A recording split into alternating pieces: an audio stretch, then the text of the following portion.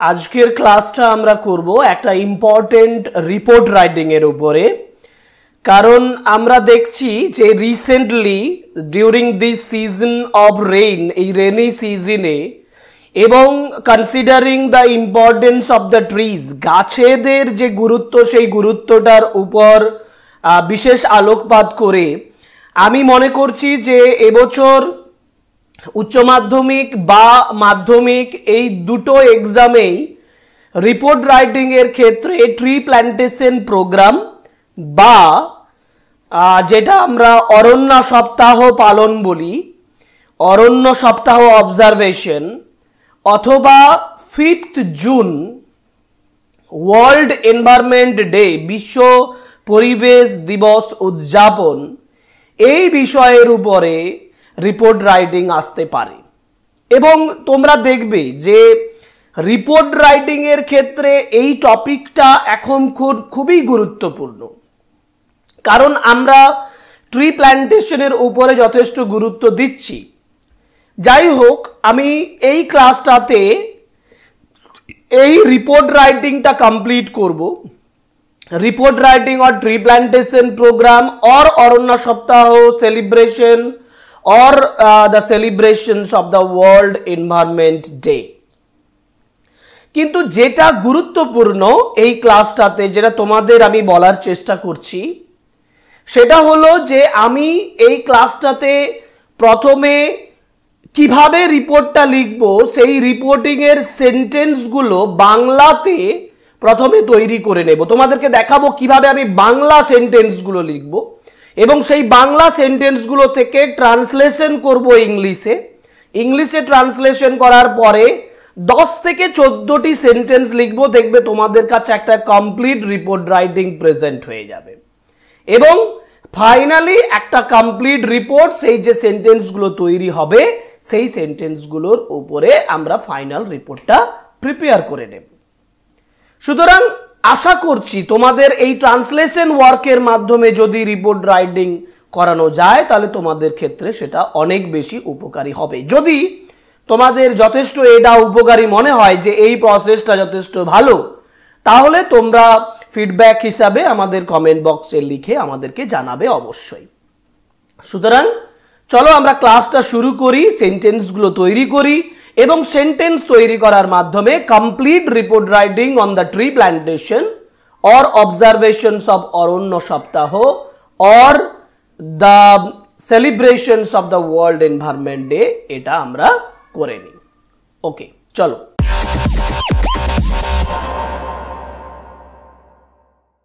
Report writing on the celebration of Bono Mahotsav or tree plantation or Aranya Saptaha observation or the World Environment Day। এখন একটা বিষয় এই রিপোর্টটা তৈরি করার আগেই বলি যে আমি এই একটা রিপোর্টের মধ্যেই তোমাদেরকে দেখাবো যে বন মহোৎসব যে সেলিব্রেশন অথবা tree plantation celebration, tree plantation day celebration, অথবা অরণ্য সপ্তাহ অবজারভেশন, অথবা ওয়ার্ল্ড এনভায়রনমেন্ট ডে সেলিব্রেশন, এই চারটা বিষয়কে একটা রিপোর্টে, তাহলে ডেটগুলো চেঞ্জ হবে। কারণ আমরা এই যে জুলাইয়ের মিডল যে পজিশন বা মিডল যে তারিখ 19, 18, 15 এই সময়টায় আমরা বন মহোৎসব সেলিব্রেশন করছি। ট্রি প্ল্যান্টেশন আমরা প্রোগ্রাম জুন জুলাই যে কোনো একটা ডেটে করতে পারি। অরণ্য সপ্তাহ অবজারভেশন জুলাইয়ের লাস্ট 2 উইকস এই সব সময়ে করতে পারি। এবং ওয়ার্ল্ড এনভায়রনমেন্ট ডে এটা সম্পূর্ণ 5th জুনে চলে যাবে, অতএব ডেটের একটু চেঞ্জ হবে। আর তিনটে বিষয় ঠিক আছে, কিন্তু অরণ্য সপ্তাহের ক্ষেত্রে একটা সপ্তাহের কার্যক্রম থাকবে। থ্রু আউট দ্য উইক কি কি আমরা কাজ করছি সেই বিষয়ে আমাদের আলোচনা একটা থাকবে, সেই বিষয়ে আমাদেরকে রিপোর্টে লিখতে হবে। সুতরাং এই সমস্ত বিষয়কে একসঙ্গে প্রত্যেকটা জায়গাকে ক্লিয়ার করে আমি এই রিপোর্টটা বানিয়েছি। চলো আমরা প্রথমে যে সেন্টেন্সগুলো সেগুলো বাংলাতে দেখি এবং তারপরে ট্রান্সলেশন করি, তাহলে তোমরা ব্যাপারটা অনেক সহজভাবে নিতে পারবে। যেমন প্রথমে আমি যে সেন্টেন্সটা লিখতে পারি, আমরা হেডলাইন ডেডলাইন এখন বলছি না, আমি একদম ফাইনালি হেডলাইন পরে আলোচনা করব, একটা তো হেডলাইন দিতেই হবে। যেমন আমি বলেছি দেখো 20 জুলাই 2024 তারিখে আমাদের স্কুলে বন মহোৎসবের একটি দুর্দান্ত উদযাপন সফলভাবে অনুষ্ঠিত হয়েছিল। আমি বন মহোৎসবের কথা বলেছি এখানে। আমি যদি এখানে ট্রি প্ল্যান্টেশন প্রোগ্রামের কথা বলতাম তাহলে এখানে আমি 5th জুনেই বলি বা 20th জুন, 20th জুলাইও হতে পারে। আমি এই সেন্টেন্সটাকে ফলো করে বাকি সেন্টেন্সগুলো লিখবো। মানে আমি কি লিখবো মূলত আমাকে দেখতে হবে যে আমি কি লিখবো। আমি লিখবো a grand celebration or observation of Van মহোৎসব।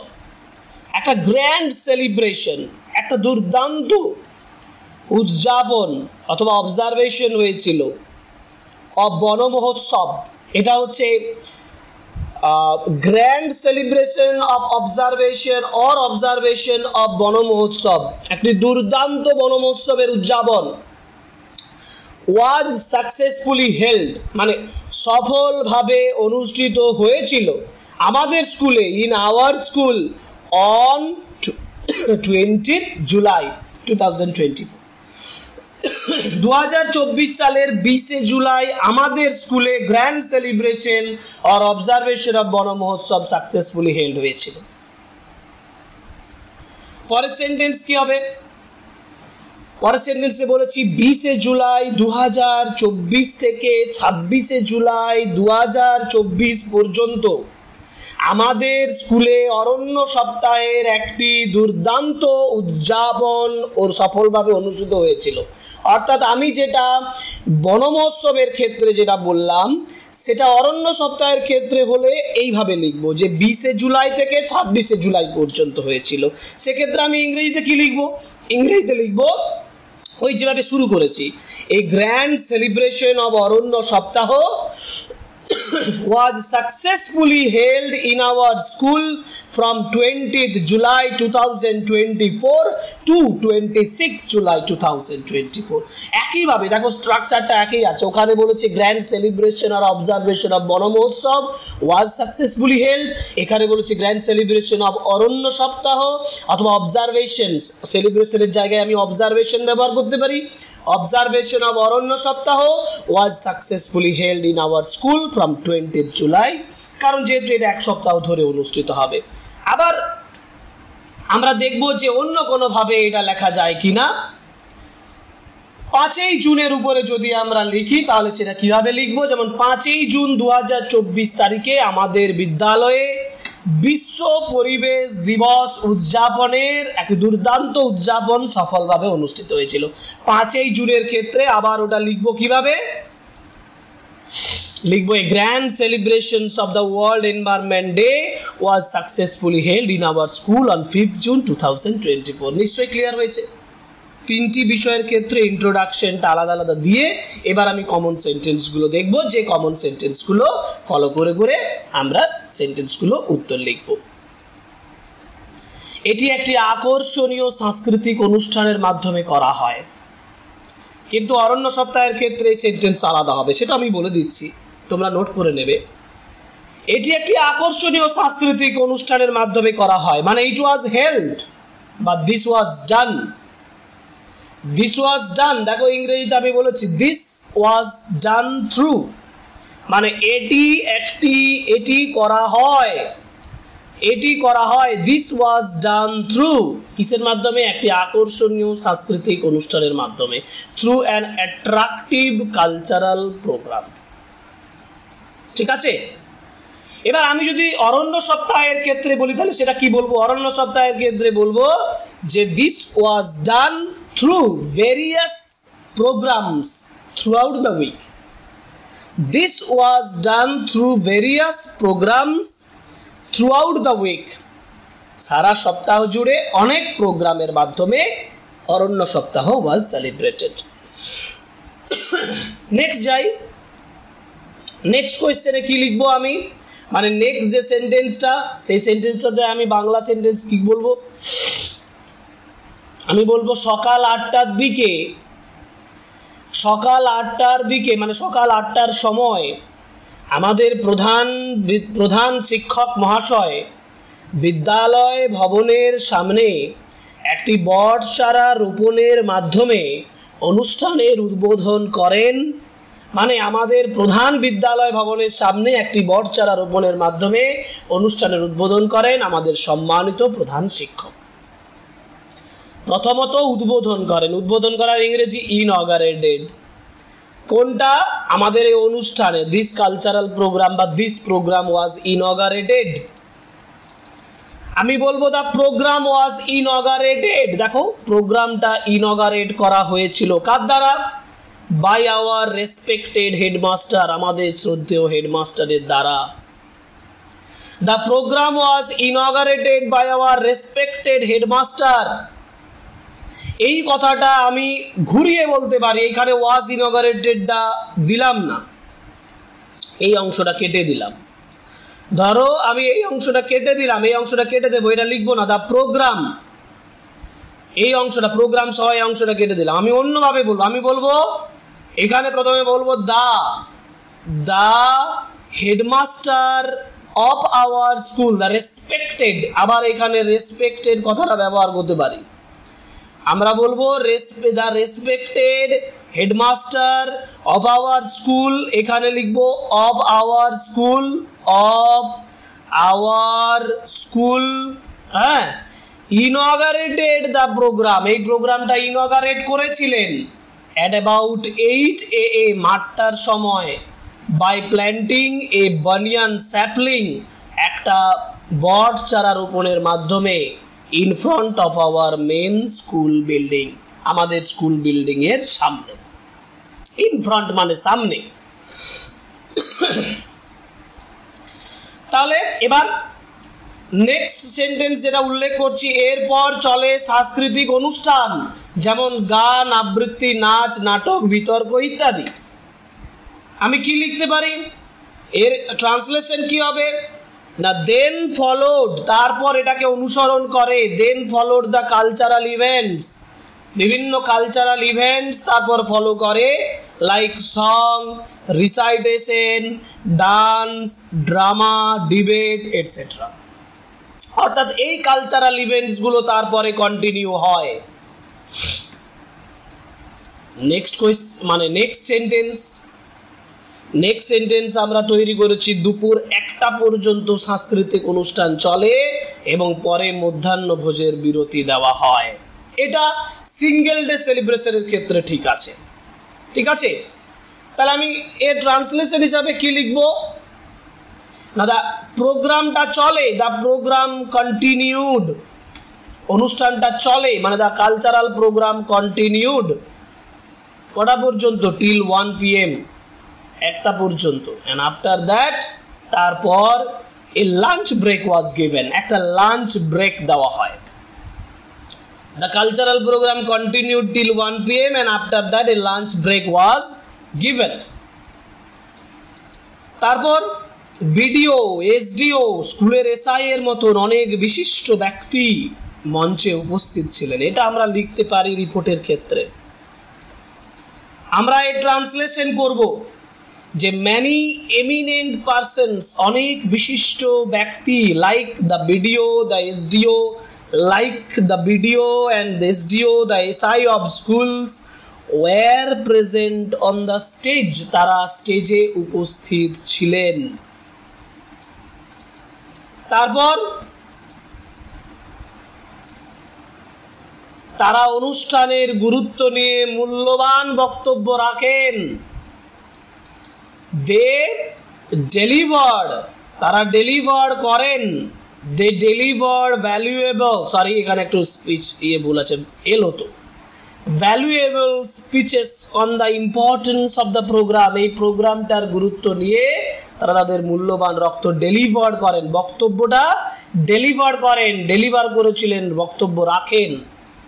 তারপর তবে দুপুরের খাবারের বিরতির পর আমাদের স্কুল ক্যাম্পাসে শিক্ষার্থীরা হাজারো চারা রোপণ করে।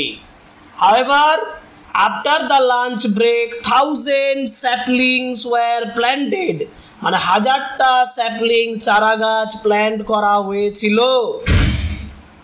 1000 saplings were planted, 1000টা saplings plant করা হয়েছিল by the স্টুডেন্টসদের দ্বারা in our school campus, আমাদের স্কুল ক্যাম্পাসে। নেক্সট, আমাদের শ্রদ্ধেয় প্রধান শিক্ষক যখন অনুষ্ঠানের সমাপ্তি ঘোষণা করেন তখন প্রায় বিকাল 4টা, অর্থাৎ বিকেল 4টের সময় অনুষ্ঠানের শেষ ঘোষণা করা হয়। ইট ওয়াজ অ্যাবাউট 4 PM, এই যে তখন প্রায় বিকাল 4টা, ইট ওয়াজ অ্যাবাউট 4 PM, যখন when আমাদের শ্রদ্ধেয় প্রধান শিক্ষক আওয়ার রেসপেক্টেড হেডমাস্টার ঘোষণা করেন announce the end of the programme, এই প্রোগ্রামের শেষটা যখন ঘোষণা করেছিলেন। It was about 4 PM when our respected headmaster announced the end of the program. এরপর আমরা যাব পরের সেন্টেন্স। এটি একটি দুর্দান্ত অভিজ্ঞতা, এটা একটা দারুণ অভিজ্ঞতা ছিল যা সকলের দ্বারা প্রশংসিত হয়েছিল। এটা দিয়ে আমরা এই রিপোর্টটা শেষ করছি। এর ট্রান্সলেশন কি হবে না, ইট ওয়াজ এ গ্রেট এক্সপিরিয়েন্স, এটা একটা দুর্দান্ত অভিজ্ঞতা। It was a great experience which was appreciated মানে প্রশংসা করা, which was appreciated by all, সকলের দ্বারা।